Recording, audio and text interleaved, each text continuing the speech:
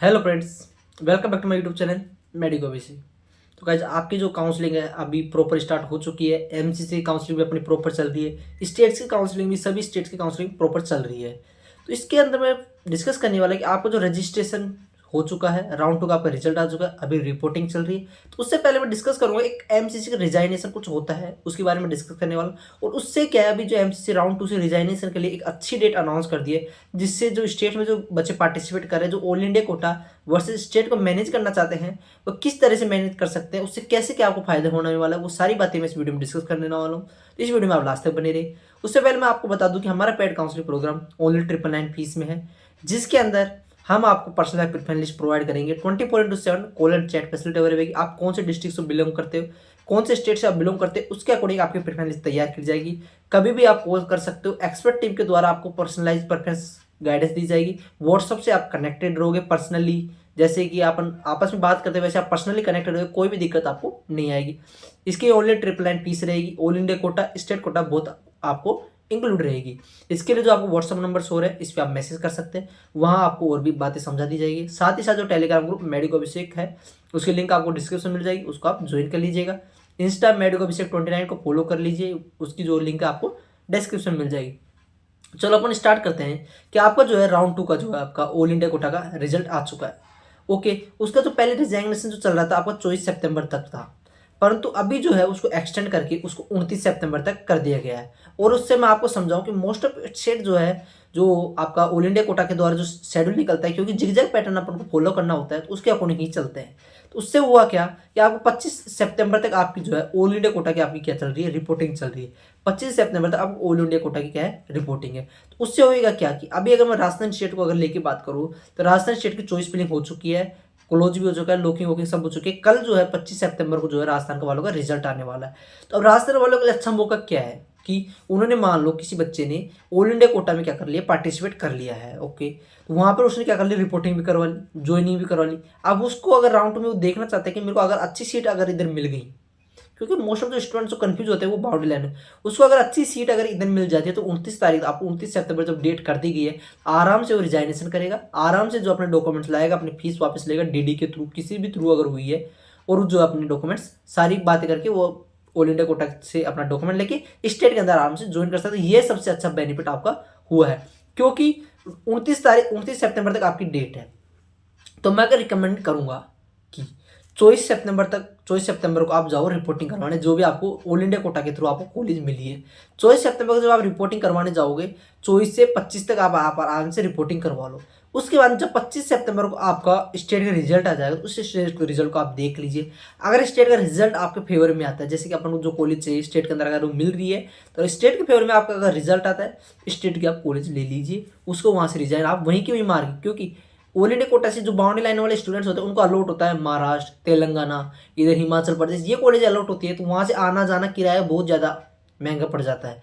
तो उसी वजह से मैं आपको रिकमेंड करूँ कि आपको 24 को जब आप जाओगे, तो 24-25 को वहाँ रुक लो, 26 तक रुक लो। उसके बाद जब आप रिजल्ट अच्छी तरह देख लो, राजस्थान का आपको मिला है या नहीं मिला है, उसके अकॉर्डिंग पूरी प्रोसेस जब आप देख लो कि अपन को अगर रिजाइनेशन देना है, तो आप वहीं के वहीं रिजाइनेशन लेटर लेके वहीं के वहीं आप डॉक्यूमेंट्स वापस ले लो।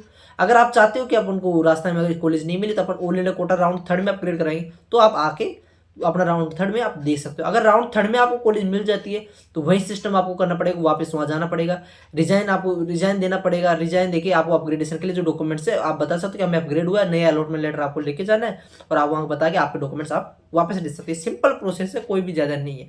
पर एक जो दिक्कत आती है, कई बच्चे कंफ्यूज अभी भी इस कारण से ही है कि all India quota round to में हमको कोई सीट मिली है, ओके, और हम स्टेट राउंड टू में क्या, स्टेट राउंड टू की जो है कॉलेज अपन को उसके अंदर जो है जा सकते हैं या नहीं जा सकते। तो उसके लिए मैं कहूँगा आप आराम से जा सकते हो।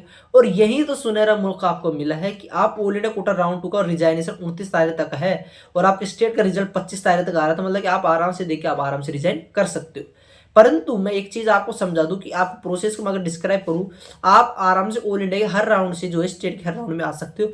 परंतु एक चीज आपको ध्यान रखने की, ऑल इंडिया कोटा राउंड 3 से आप स्टेट के राउंड 3 में नहीं आ सकते।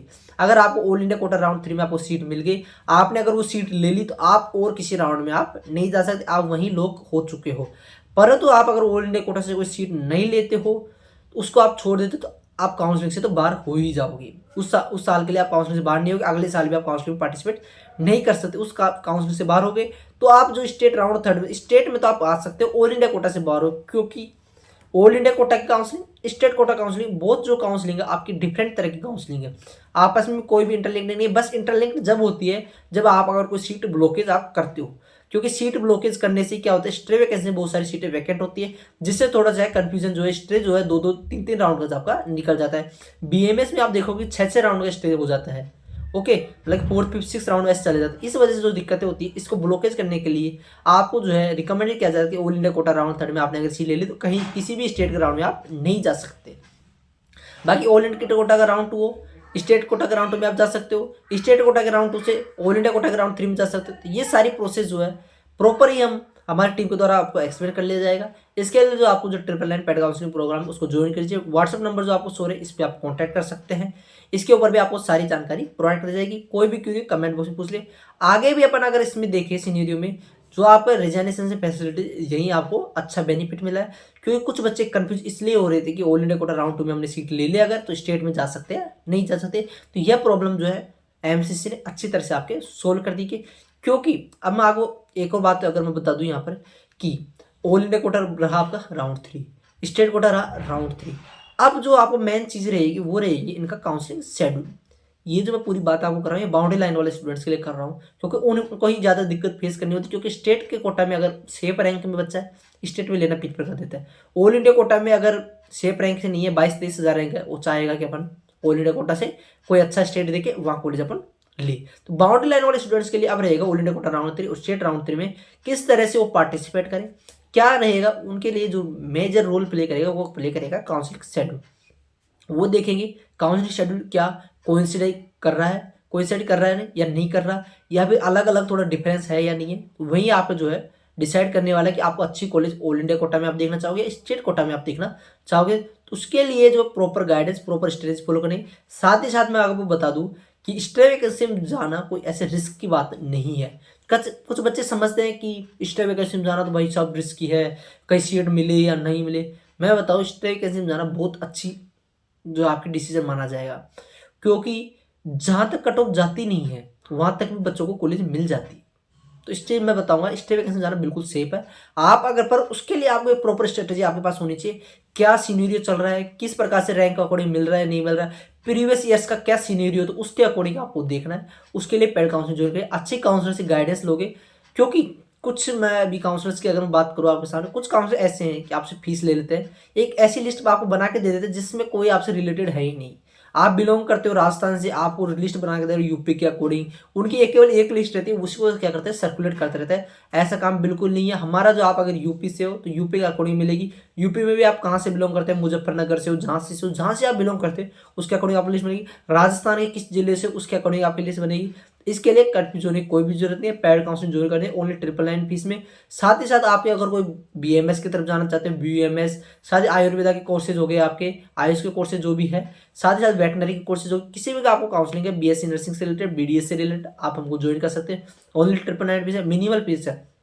इससे कम फीस में कोई आपको काउंसलर मिल भी नहीं सकता। अच्छी गाइडेंस के साथ कभी भी आप कॉल कर सकते हो, कभी भी कोई भी दिक्कत हो कभी भी आप कमेंट में पूछ सकते हो, चाहे व्हाट्सएप पे कर सकते हो, टेलीग्राम ग्रुप मेडिको से ज्वाइन कर लीजिए। कोई भी दिक्कत हो सारी अपडेट्स वहाँ भी आप प्रोवाइड करते हैं।